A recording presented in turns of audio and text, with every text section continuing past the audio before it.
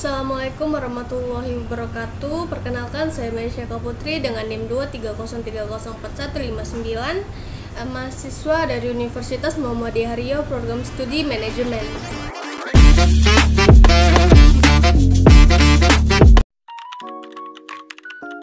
Alasan saya pilih jurusan manajemen adalah karena sebenarnya saya suka hal-hal yang terorganisir dan juga terstruktur. Jadi lewat jurusan manajemen ini saya pengen belajar gimana caranya untuk mengatur semuanya dengan baik. Selain itu, manajemen juga memiliki prospek kerja yang luas karena dia bisa masuk di semua bidang. Jadi di prodi manajemen UMBRI kita diajarkan banyak teori dan juga praktik yang menjadi dasar penting untuk terjun dunia bisnis dan organisasi. Dosen-dosen di UMBRI juga baik dan juga berpengalaman serta selalu siap membantu untuk menjelaskan materi yang belum kita mengerti. Suasana ruang kelasnya juga nyaman dan membuat pembelajaran jadi asik karena fasilitas yang memadai. Selain itu, poin plusnya karena kampus UMBRI dekat banget sama pusat kota. Saya senang menjadi bagian dari prodi manajemen Universitas Muhammadiyah Riau dan semoga prodi manajemen kedepannya terus berkembang. Teknologi informasi adalah teknologi yang digunakan untuk mengelola, menyimpan, memproses, dan menyampaikan informasi menggunakan perangkat keras, perangkat lunak, jaringan, dan infrastruktur pendukung lainnya. Ada istilah manajemen teknologi informasi, yang artinya proses perencanaan, pengembangan, penggunaan, dan pemeliharaan teknologi informasi dalam organisasi supaya bisa mendukung strategi bisnis dengan lebih efisien. Teknologi informasi sangat penting karena beberapa alasan. Yang pertama, tekanan akibat persaingan bisnis. Teknologi informasi membantu perusahaan supaya bisa bersaing secara lebih efektif. Penerapan teknologi ini juga bisa meminimalkan resiko dan meningkatkan efisiensi operasional. Yang kedua, meningkatkan kompleksitas tugas manajemen. Teknologi informasi membantu pihak manajemen menyelesaikan tugas mereka secara lebih sistematis dan efisien. Yang ketiga, perlunya waktu tanggap yang cepat. Di era sekarang, perusahaan harus bisa merespon cepat terhadap perubahan. Teknologi informasi ini membantu proses komunikasi jadi lebih cepat. Yang keempat, pengaruh globalisasi. Teknologi informasi jadi penggerak utama dalam globalisasi, terutama lewat internet dan teknologi digital. Dalam era global sekarang, TI adalah kunci untuk menghadapi tantangan dan mengambil peluang. Teknologi informasi juga punya banyak manfaat, yaitu mempercepat dan mempermudah proses komunikasi, memungkinkan perdagangan secara digital atau e-commerce, memberikan akses informasi yang luas dan terbuka, mengoptimalkan rantai pasok atau supply chain, meningkatkan layanan pelanggan, dan juga menjaga keamanan informasi. Untuk bisa menjalankan perannya, teknologi informasi terdiri dari beberapa komponen utama. Yang pertama yaitu perangkat keras atau hardware. Contohnya seperti komputer, printer, server, scanner, dan perangkat fisik lainnya. Yang kedua yaitu perangkat lunak atau software. Contohnya seperti sistem operasi dan aplikasi. Yang ketiga ada data, yaitu fakta mentah yang bisa digunakan untuk menghasilkan informasi seperti nama pelanggan, tanggal transaksi, dan sebagainya. Yang keempat ada manusia. Manusia ini adalah pengguna teknologi informasi, baik yang mengoperasikan maupun yang mengelola sistemnya. Sekarang kita masuk ke sistem informasi. Sistem informasi adalah kombinasi dari manusia, proses, teknologi, dan juga data yang bekerja sama untuk mengumpulkan, memproses, menyimpan, dan mendistribusikan informasi. Tujuannya adalah untuk mendukung pengambilan keputusan dan juga menunjang aktivitas organisasi. Ada beberapa tujuan utama dari penggunaan sistem informasi. Yang pertama, memberikan informasi yang akurat, relevan, dan tepat waktu. Yang kedua, meningkatkan efisiensi kerja karena tugas manual diganti oleh sistem otomatis. Yang ketiga, mengurangi kesalahan manusia atau human error dalam pengolahan data. Sistem informasi sekarang sudah dipakai di banyak bidang seperti yang pertama yaitu sistem akademik online. Sistem akademik online ini merupakan akses data akademik seperti nilai dan jadwal jadi lebih mudah. Yang kedua ada e-government. E-government ini merupakan pelayanan pemerintah yang bisa dilakukan secara online melalui internet. Yang ketiga ada pertukaran data digital. Pertukaran data digital ini merupakan transfer data antar instansi, bisa dilakukan dengan cepat lewat komputer. Yang keempat ada sistem biometrik. Sistem biometrik merupakan sistem keamanan yang pakai sidik jari atau wajah untuk mengakses data. Pertama, kita mulai dari hardware atau perangkat keras. Perangkat keras adalah komponen fisik komputer yang bisa kita lihat, kita raba, dan juga kita sentuh secara langsung. Fungsi utama dari hardware ini adalah untuk menerima input, memproses data, dan juga menghasilkan output. Yang kedua yaitu software atau perangkat lunak. Perangkat lunak adalah sekumpulan instruksi yang ditulis dalam bahasa pemrograman dan digunakan untuk mengoperasikan komputer. Software juga berisi data-data yang disimpan untuk menjalankan fungsi tertentu, dan umumnya hanya bisa dijalankan di dalam komputer. Jadi, software ini seperti jembatan antara hardware dan juga brainware atau manusia yang memfasilitasi kerja kita sebagai pengguna komputer. Selanjutnya kita bahas mengenai fungsi utama dari hardware. Secara umum, ada 4 fungsi utama hardware, yaitu menerima input, mengolah data, memberikan output, dan juga menyimpan data. Yang pertama tadi ada menerima input. Ada beberapa perangkat keras tertentu yang punya fungsi khusus untuk menerima input dari user. Nah, input ini nantinya akan jadi proses yang akan diproses jadi informasi baru. Yang kedua, mengolah data. Setelah menerima input, beberapa perangkat keras akan memproses atau mengolah data tersebut supaya bisa jadi informasi yang dibutuhkan oleh user. Yang ketiga, memberikan output. Setelah data diproses, hardware akan memberikan output atau hasil dari proses tersebut ke pengguna. Yang keempat, menyimpan data. Output atau informasi yang sudah dihasilkan bisa disimpan di perangkat penyimpanan sekunder seperti hard disk, SSD, atau flash disk. Kita masuk ke jenis-jenis hardware. Hardware komputer dibagi ke dalam beberapa kategori. Yang pertama yaitu input device. Input device ini adalah perangkat yang digunakan untuk memasukkan data ke dalam komputer. Contohnya yaitu keyboard, mouse, mikrofon, dan juga webcam. Yang kedua ada process device. Process device ini adalah perangkat yang digunakan untuk memproses atau mengolah data. Contohnya CPU, FGA, RAM, dan juga power supply. Yang ketiga, output device. Output device ini adalah perangkat yang digunakan untuk menghasilkan output dari data yang sudah diproses. Contohnya seperti proyektor, printer, dan juga monitor.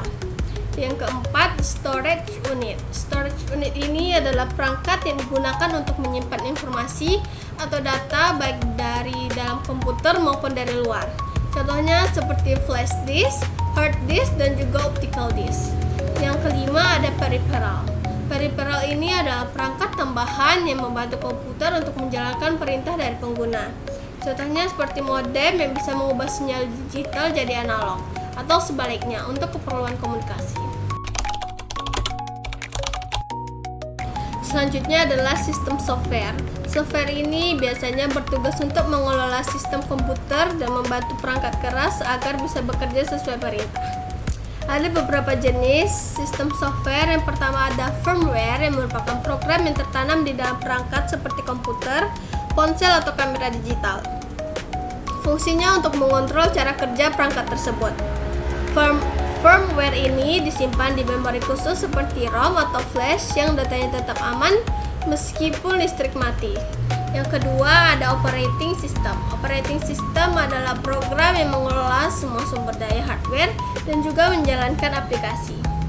Yang ketiga ada programming language.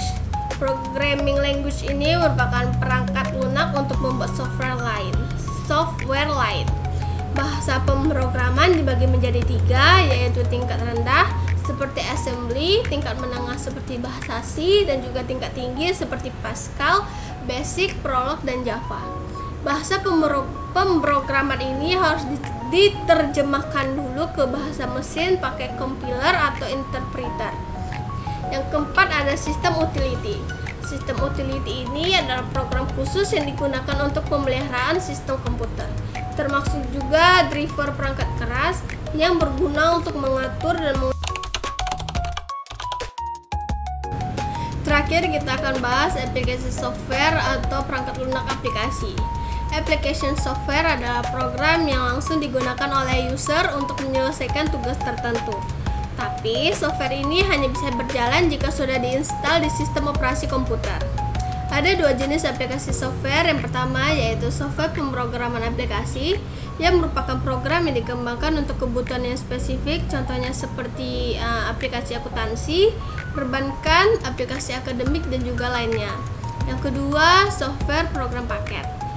Software program paket ini adalah program yang dikembangkan untuk kebutuhan umum seperti aplikasi pengolah data yaitu MS Word atau WordStar. Yang kedua ada aplikasi pengolahan angka seperti MS Excel. Yang ketiga ada aplikasi presentasi seperti MS PowerPoint. Dan yang keempat ada aplikasi desain grafis seperti Photoshop atau Adobe Lightroom. Pengertian pengambilan keputusan. Pengambilan keputusan adalah proses yang sistematis dan logis untuk memilih satu alternatif terbaik agar masalah bisa terselesaikan. Proses ini nggak asal pilih, tapi melibatkan analisis, penilaian risiko, dan juga pertimbangan strategi. Kenapa disebut sistematis? Karena keputusan ini dibuat dengan langkah-langkah yang terstruktur, terarah, dan juga berurutan. Setiap tingkat manajemen punya fokus berbeda dalam pengambilan keputusan. Manajemen puncak yaitu fokusnya pada keputusan strategi jangka panjang seperti penetapan visi atau merger. Yang kedua yaitu ada manajemen menengah yang fokusnya pada pengawasan dan pengelolaan sumber daya serta membuat rencana taktis. Yang ketiga ada manajemen operasional yang lebih ke keputusan harian yang sifatnya rutin dan juga teknis. Kalau kamu mau ambil keputusan dengan baik, kamu harus mengikuti tahapannya. Yang pertama yaitu mengidentifikasi masalah dan kumpulkan data. Yang kedua, merancang alternatif solusi. Yang ketiga, pilih solusi yang terbaik. Dan yang terakhir yaitu jalankan keputusan itu dan pantau hasilnya. Sekarang ada teknologi yang bisa bantu manajer dalam mengambil keputusan, namanya Decision Support System atau DSS. Sistem ini mengkomputerisasi dan membantu di masalah yang semi terstruktur dan tidak terstruktur. Fungsinya untuk menganalisis data, mengevaluasi alternatif, dan juga membantu memilih keputusan terbaik. DSS ini sangat penting karena bikin kita lebih percaya diri dalam mengambil keputusan. Kedua, itu meningkatkan efisiensi dan produktivitas kerja, membantu kita dalam mengelola emosi dan tekanan saat ambil keputusan, memperkuat kemampuan problem solving, membuat proses pengambilan keputusan jadi lebih mandiri, dan juga mengurangi ketidakpastian saat menentukan tindakan. 3 konsep dasar yang sering kita dengar dalam dunia teknologi dan manajemen yaitu data, informasi, dan juga pengetahuan. Data itu adalah fakta mentah atau simbol yang masih belum diolah. Data ini bersifat objektif, bisa berupa angka, teks, gambar, atau hasil observasi. Contohnya seperti daftar nama, angka statistik, atau suara yang kita rekam. Kalau data sudah diolah dan diberi konteks, maka akan menjadi informasi. Informasi adalah data yang sudah disusun sehingga memiliki makna dan bisa digunakan untuk mengambil keputusan. Dari informasi itulah kita mendapatkan pengetahuan, yaitu pemahaman atau wawasan yang diperoleh secara informasi tersebut dianalisis dan diinternalisasi oleh individu. Kalau kita bicara tentang informasi yang baik, ada beberapa nilai yang harus dipenuhi supaya informasi itu bermanfaat. Yang pertama yaitu mudah diakses, lengkap dan luas cakupannya, akurat dan terpercaya, relevan dengan kebutuhan, jelas dan mudah dimengerti, fleksibel dalam penggunaan, dan dapat diverifikasi dan bisa diukur kualitasnya. Karakteristik informasi juga penting seperti cakupan luasnya, kepadatan isi, frekuensi, waktu terkait informasi tersebut, dan sumber apakah internal atau eksternal. Informasi itu bisa dikelompokkan berdasarkan fungsi dan bentuk. Kalau fungsi misalnya seperti informasi untuk politik, pemerintah, sosial, usaha, militer, penelitian, pendidikan, individu atau bidang lainnya. Sedangkan kalau untuk bentuk bisa berupa informasi yang terekam seperti dokumen, video atau CD, atau yang tidak terekam seperti informasi lisan dan pengalaman pribadi. Sekarang kita masuk ke dalam konsep knowledge management atau manajemen pengetahuan.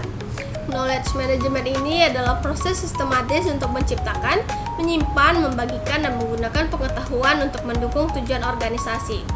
Manfaat knowledge management ini sangat penting seperti mempercepat pengambilan keputusan, mempermudah akses ke pengetahuan, meningkatkan inovasi dan kolaborasi antar anggota organisasi, serta menyimpan best practice atau pengalaman terbaik organisasi. Jenis pengetahuan terbagi menjadi dua, yaitu tacit knowledge dan juga explicit knowledge. Tacit knowledge ini merupakan pengetahuan pribadi yang sulit dijelaskan seperti pengalaman, intuisi, dan juga feeling. Sedangkan explicit knowledge ini merupakan pengetahuan yang bisa ditulis, direkam, dan dibagikan, seperti dokumen, manual kerja, atau artikel. Untuk mendukung knowledge management, ada teknologi bernama Knowledge Management System atau KMS, yaitu sistem berbasis teknologi yang membantu mengelola, menyimpan, dan juga menyebarkan pengetahuan. Fungsi utama KMS adalah komunikasi seperti email dan forum diskusi. Yang kedua ada koordinasi seperti jadwal bersama. Yang ketiga kolaborasi seperti ruang kerja tim secara virtual. Dan yang keempat ada pengendalian seperti versi dokumen atau audit trail. Terakhir, kita juga perlu tahu tentang bagaimana data dan informasi di organisasi agar efisien dan aman. Pengorganisasian data adalah proses menyusun data supaya mudah diakses dan terjamin keamanannya.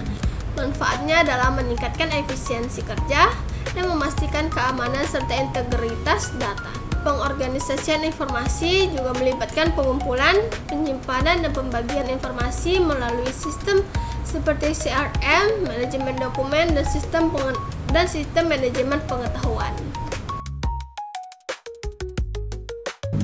Teknologi informasi dan sistem informasi sangat penting dalam dunia manajemen karena membantu mempercepat proses kerja, meningkatkan efisiensi, dan mendukung pengambilan keputusan yang tepat. Perangkat lunak dan perangkat keras bekerja sama sebagai alat dan pengatur dalam sistem komputer.